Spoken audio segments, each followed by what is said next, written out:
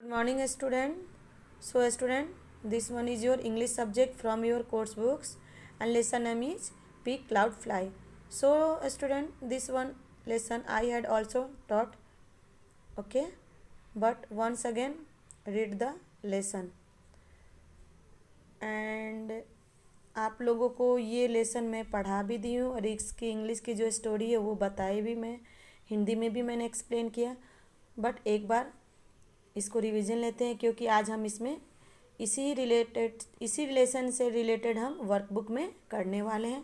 तो first of all read the lesson. One day a pig called Yankee was moving by a river.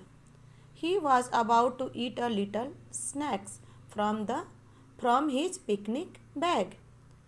When a stone, इसको हम rock भी बोलते हैं, rock मतलब भी पत्थर होते हैं.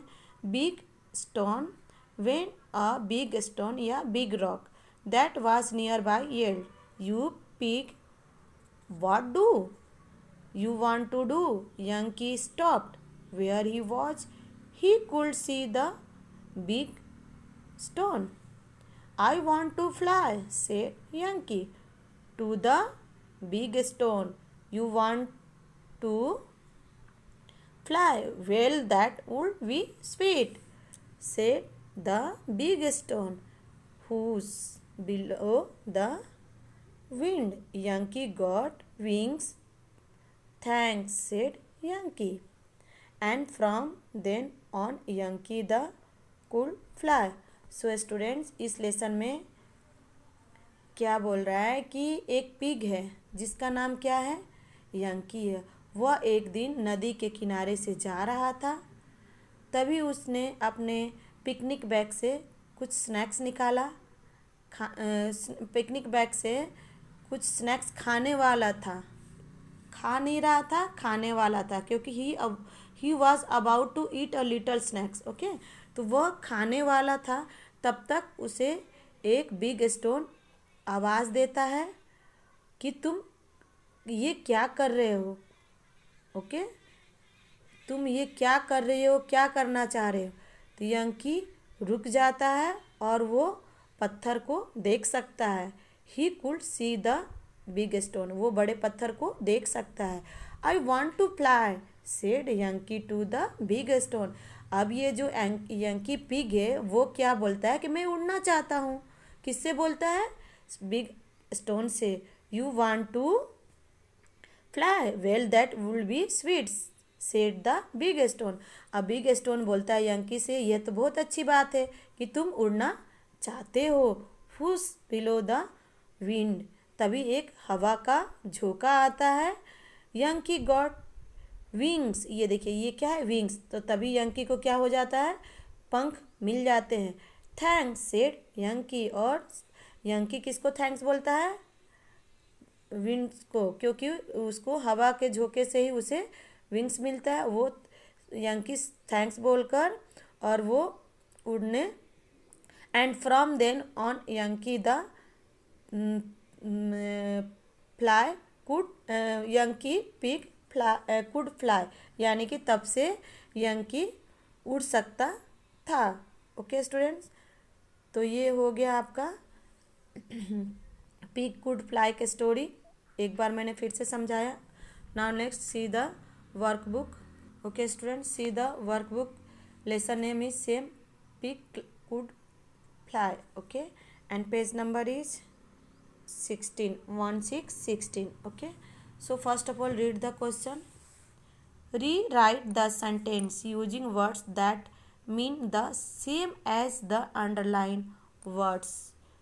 ओके स्टूडेंट्स, यहाँ पर क्या दे रहा है कि जो ये अंडरलाइन किए हुए वर्ड्स है, क्वेश्चन में जो सेंटेंस है उसमें अंडरलाइन किए हुए जो वर्ड्स है, उस वर्ड्स को सेम वैसी मीनिंग में, मतलब मीनिंग हम जैसे पढ़ते हैं ना, समानार्थी शब्द, एक शब्द के अनेक शब्द, तो वैसे हमारे इंग्लिश में भी होते हैं. सेम मीनिंग वाले वर्ड्स को हमें उस अंडरलाइन वर्ड्स को चेंज कर कर हमें सेम मीनिंग वाले दूसरे वर्ड्स को राइट करनी है. ओके, तो my baby sister has tiny hands. Tiny means क्या होता है स्टूडेंट्स?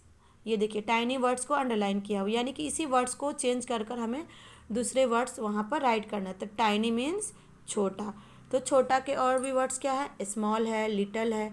बट लिटल हमने मैथ में पढ़ा था कि लिटल हम वहाँ पर अनकाउंटेबल वर्ड्स के साथ भी यूज करते हैं, बट यहाँ पर हम स्मॉल वर्ड्स यूज करेंगे क्योंकि यहाँ पर क्या दे रहा, my baby sister has tiny hands.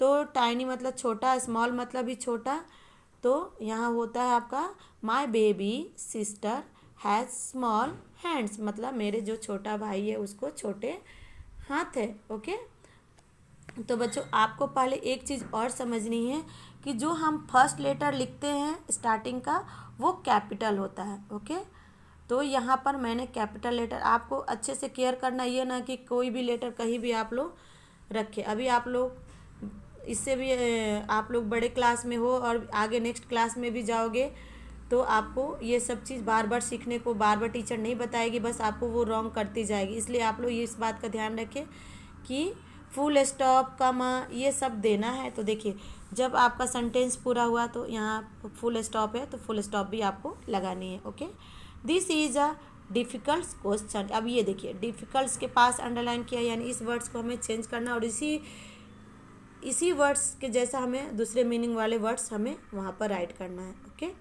तो डिफ़िकल्ट मीन्स क्या होता है, यस कठिन होता है ना, हार्ड होता है, कठिन होता है। तो कठिन का दूसरा वर्ड्स क्या होता है, हार्ड होता है।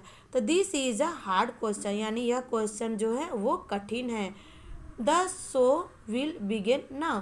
ओके, बिगिन मतलब क्या होता है, शुरू, स्टार्ट, शुरू, बिगिन मतलब शुरुआत होता है, शुरू होता है। तो इसका दूसरा वर्ड्स हमारा क्या होता है, स्टार्ट भी होता है। तो the show will begin now, the show will start now. Okay, और ये देखिए मैं फुल स्टॉप सब जगह दे रही हूँ, और जो आपका अंडरलाइन किया हुआ वर्ड्स चेंज किए उसके नीचे भी आपको अंडरलाइन ऐसे देनी है। Okay, now next, can you close the door, क्या तुम डोर को बंद कर सकते हो। तो क्लोज, तो क्लोज मतलब क्या होता है, बंद करना होता है ना। तो इसका दूसरा हमें क्या हो सकता है, शट, शट भी हो सकता है। तो can you shut, shut close का दूसरा मीनिंग वर्ड होता है shut, SHUT, shut. Okay, shut the door. अब यहाँ पर फुल स्टॉप नहीं, ये क्वेश्चन मार्क्स है। Okay, I chat with everyone in my class, chat मतलब क्या होता है, बातें करना होता है ना। तो चैट मतलब बातें करना, तो चैट के दूसरा वर्ड्स हमें क्या होता है, टॉक भी होता है। तो I talk with everyone in my class, मैं अपने मैं सभी से अपने क्लास में बातें करता हूँ। ओके सो स्टूडेंट, तो ये आपका हो गया। अभी नेक्स्ट हम दूसरे वीडियो में देखते हैं।